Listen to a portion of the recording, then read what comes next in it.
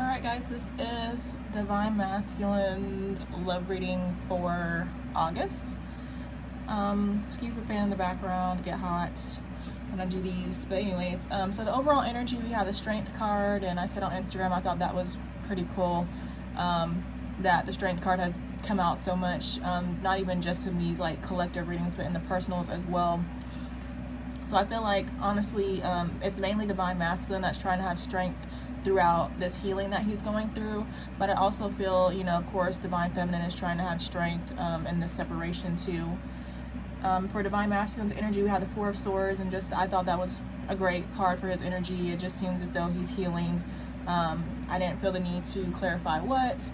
I just feel like, honestly, he's healing all areas in his life, especially this collective that is preparing for union. I mean, I'm sure there's healing going around in several different areas. All right. So, for his feelings for Divine Feminine, we have the Eight of Coins, the Sovereign of Swords, which is the Queen of Swords, and the Four of Cups. And so really what I was feeling is that, in the past, I do feel like he's been intimidated, but I feel like he's trying, to go along with strength. I feel like he's trying to have strength and work hard, and getting over his fears as far as finding her intimidating. And then I also feel like with the Four of Cups, this is him just, having this newfound awareness, like him just realizing he wasn't seeing the bigger picture in the past. And again, I just feel like the Four of Cups just supports him trying to get rid of any illusions that he might have and any fears he might have when it comes to Divine Feminine. Then for how he's viewing Divine Feminine, we have the Sovereign of Wands, which is the Queen of Wands. I feel like it's always like, well, really, they all come out. I feel like lately I've been seeing a lot of Queen of Swords, Queen of Wands, Queen of Cups.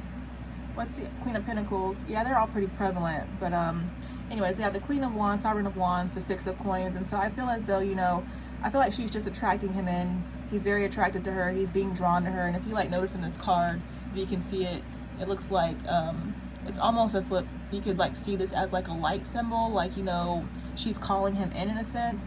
Just very attractive. Very magnetic. She's pulling him in. And then with the Six of Coins, I feel like this is him wanting to give back to the connection. In the past he might have been, a little bit skeptical, not sure if he wanted to, put forth the effort. But I do feel like he's, again, with this newfound awareness, he's realizing that he does have to give back. He does have to come in and balance things. And then Divine Feminine's feelings or energy, we have the Hermit with the Conqueror of Swords. And so I just feel like, she is isolating herself, maybe not intentionally, but I just feel like, she's searching for her own answers. I don't really feel like she is, really involved in the connection right now. I mean, she's still involved, but I just feel like she's focused on whatever she's got going on, looking for her inner light. That's what I feel like, searching for her light. I feel like she's already found it, but, outside of Divine Masculine, she's just searching for other things. And then with the Conqueror of Swords, I just feel like, it's coming through that I feel like she feels as though he's going to come through, and when he comes through, she knows that this decision on his part is going to be fully backed, fully thought out. But the main thing I'm feeling with this Conqueror of Swords is this is her going after her planning, her being logical, and planning her future, her dreams, planning to go after her goals.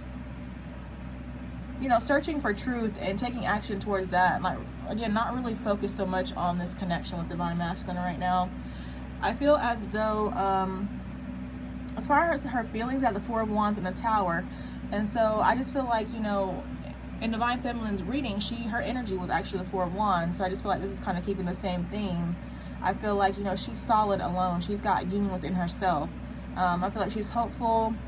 She's there for Divine Masculine, but again, he's not really her main focus. I feel like she knows the bond that they have is solid. And then with the Tower, I feel like, it might have taken several towers to get here, but she got there. And then, I feel like maybe the separation could also be draining her, because I'm looking at the Tower card, and one of the illustrations is just the crystal being drained. So it's almost, she's solid on her own. She knows there's a union here, but at the same time, this separation I do feel like is draining her. I also feel as though this Tower is some sort of epiphany moment for Divine Feminine that might be coming in. This could be, future communication, but it just depends on everybody's individual stories. Yeah, I'm feeling like for some people, this Tower is an incoming commitment. I mean, I feel like it's going to be for everybody, but as far as when everybody reaches it, it's going to be different, of course. And then she's viewing Divine Masculine. We have the Seeker of Wands, the Two of Wands with the Ten of Wands. So a lot of passion with all these wand cards, but I do feel as though she's viewing him as immature, indecisive. I feel like, again, the situation is burdening her and she wants to release it. Like, she doesn't want to be attached to this anymore. And I also feel as though, and I said on Instagram, it's kind of like, you know, she's thinking about whether should she stay or should she go, you know, should she entertain other options, that kind of thing. And then the mutual energy, we have the Five of Wands with the Magi, I'm not sure how you say it, the Magician, basically. So I'm seeing with the Five of Wands, I feel like there could have been conflict between the counterparts. There could still be kind of like energetic conflict, if that makes sense, between the counterparts. I also feel as though there's individual conflict within each counterpart. But I feel as though, you know, they're trying to work on this. With the Magician, I do feel like, you know, they're both manifesting this connection, whether they realize this or not. And I do feel as though they, again, want to get rid of this conflict. And I feel like, you know, they both know that there can't be conflict moving forward. It's going to take, you know, of course, I feel Divine Masculine stepping up and speaking his truth for this conflict to be removed. But I just feel like, you know, there's like minor things that in the way that need to be removed, basically. Which leads me to the block. We have the Nine of Wands with the Wheel of Fortune. And so I don't really feel like it was a major block, at least what the cards are showing. I feel like with the Nine of Wands, I just feel like pressure is being built up that will be released at some point. I just feel like the Nine of Wands means things are moving forward in a good direction. And again, it's like somebody, mainly in my opinion, Divine Masculine is going to have to speak his truth soon. But I'm seeing, you know, I feel like what I believe is to be forward movement with the Nine of Wands and the Wheel of Fortune. Like, I just feel like it's fated for, you know, this so-called dam to break, and fated for you guys' past to align. As far as, you know, how exactly that will happen is going to be different for everybody, and, you know, we have to allow for divine timing, but I'm seeing, you know, it's destined. The past aligning is destined, and I'm not seeing any major blocks, honestly. I just feel like, you know, when Divine Masculine's feelings, or not, excuse me, feelings, when his feelings are like, not feelings, when he's close to completed his healing and ready to speak his truth, I feel like this minor block will be removed. And either way, I feel like union is happening for a lot of people, as we've been talking about for, you know, within like the next 2-3 months for this, I guess, first wave. All right, then the outcome, we have 4 major arcana. We have the Star, the Chariot, Temperance, and the Fool. And so, you know, I'm just seeing more healing on Divine Masculine's part. I'm seeing, you know, hope and faith.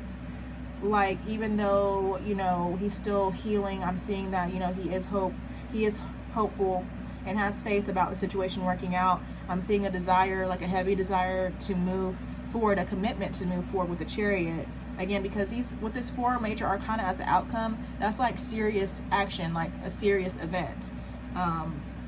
Even though he's desiring forward movement, I feel like he's trying to pace himself with the Temperance card. You know, again, balance, healing, patience, as he, I feel like, thoroughly thinks out this communication. But I'm seeing definite desire as far as wanting to move things forward. And I do feel as though, again, at some point, he will make this leap of faith with the Fool. To me, the Fool says it all. Like, the Chariot and the Fool, I feel like, are the most important cards. Like, he does desire forward movement. He does want to take forward movement and take this leap of faith towards Divine Feminine. And of course, when will it happen? You know, it's going to be different for everybody, but I really do feel like this is a positive outcome for this first wave. So it's coming. You have to just be patient. All right, so hope this resonates. If it does, please like and subscribe if you haven't already, and then I will see you guys next month for your Divine Masculine's general reading. Thanks. Bye.